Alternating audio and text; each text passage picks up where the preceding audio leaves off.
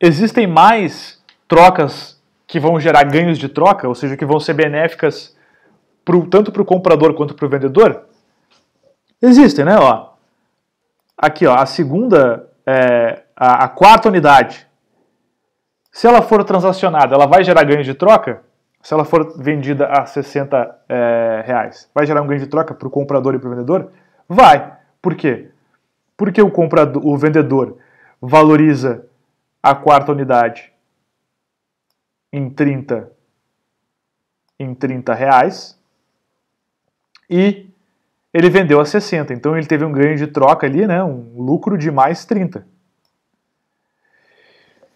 E o comprador? Bom, o comprador ele valorizava a quarta unidade, né, em 80 reais. E ele comprou por 60 reais. Então, 80 menos 60 dá um ganho de troca de 20 reais. Então teve um ganho de troca aí. O ganho de troca foi 50 no total, né? Porque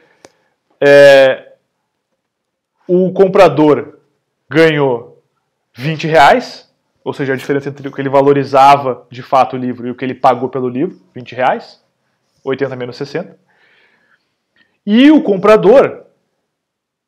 vendedor, lucrou 30 reais, porque ele valorizava o livro a 30 e vendeu a 60. Teve um lucro de 30 reais. Então, somando o 20 com o 30, deu a diferença aí de 50. Tem mais unidades que se trocadas vão gerar ganho de troca? Tem, né? E a gente já pode ver o seguinte, olha, quais que vão gerar mais, né? Quais que vão gerar ganhos de troca? Olha, a quinta vai gerar, né? Porque o preço que está sendo negociado está entre o que o comprador está mais baixo do que o preço máximo do que o comprador está disposto a pagar e está acima do preço mínimo pelo qual o produtor está disposto a vender.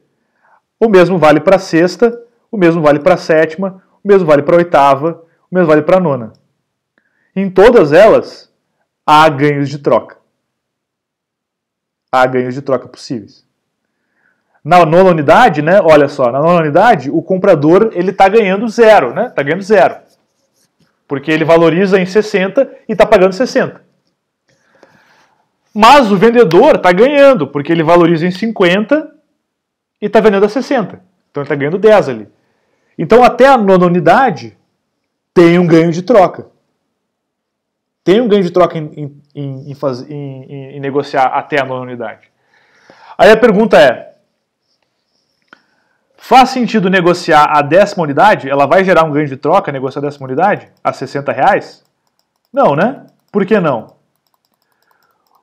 Porque, olha só, pessoal, a 10ª unidade, o ofertante valoriza em 70 reais, que é maior do que 60.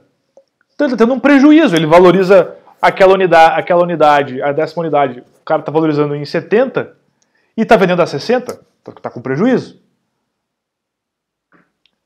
E o comprador? O comprador valoriza, né, em 50 reais e está comprando a 60, não faz sentido. Ele está tendo um prejuízo de 10. Então, olha só, todas as trocas feitas a mais do que a quantidade de equilíbrio são um desperdício. Elas não geram benefício para a sociedade. Porque o bem está trocando de uma mão de alguém que valoriza o bem mais para alguém que valoriza o bem menos. Ó, a partir da nona unidade, os ofertantes, ó, valorizam o bem a um preço maior do que os demandantes. Então não faz sentido essas unidades trocarem de mão. Só faz sentido trocar de mão, só há ganho de troca aí, até quando? Até a nona unidade, que coincidentemente é a quantidade que é negociada em equilíbrio, ao preço de equilíbrio do mercado. Então, no preço de equilíbrio e na quantidade de equilíbrio de mercado, todos os ganhos de troca são realizados. Não existe mais espaço para trocas até a quantidade de equilíbrio. Depois da quantidade de equilíbrio. Né? Ela exaure as possibilidades de troca. Tá? Essa é a virtude do equilíbrio de mercado. Todo mundo que está disposto a pagar pelo bem um preço maior do que os ofertantes estão dispostos a cobrar, está conseguindo o bem. E os demandantes que estão dispostos, e os ofertantes que estão dispostos a ofertar o bem por um valor menor do que os demandantes estão dispostos a pagar, também conseguem trocar. Não tem mais espaço para ter ganho de troca aí. Tá? Então eu coloquei aqui um gráfico só para ilustrar a ideia. Ó. No mercado de petróleo, a quantidade negociada de equilíbrio é 12 unidades, ao preço de 40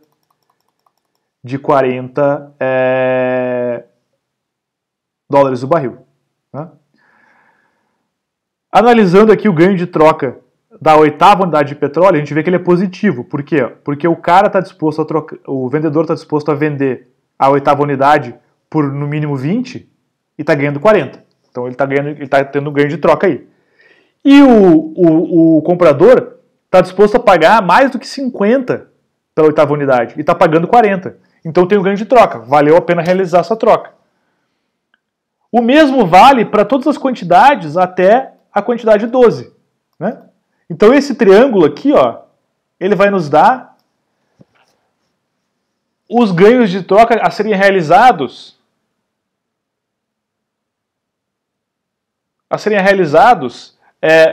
da 8ª para a 12ª unidade. A área desse triângulo aqui nos dá isso. Certo? Para mostrar o desperdício, eu botei esse outro gráfico aqui. Ó. Trocar unidades além da 12ª não vale a pena. Porque aqui, nesse trecho aqui, ó, os demandantes eles estão valorizando o bem, né, a preços mais baixos do que os ofertantes valorizam o bem. Tá vendo? Ó? Então ali não tem ganho de troca fazer aquela troca. Trocar mais do que 12 unidades não faz sentido. Já ofertantes que valorizam o bem mais do que os demandantes, depois da 12ª unidade, começam a existir. E aí não vale a pena trocar. Só vai gerar uma ineficiência na economia.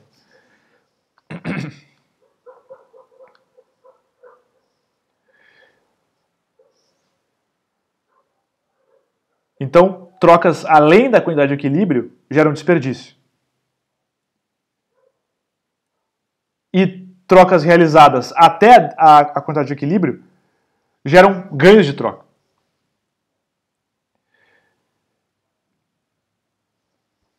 E para a gente entender melhor isso, nós vamos conhecer dois conceitos aí que é o excedente do consumidor e o excedente do produtor, que nós vamos ver no próximo vídeo.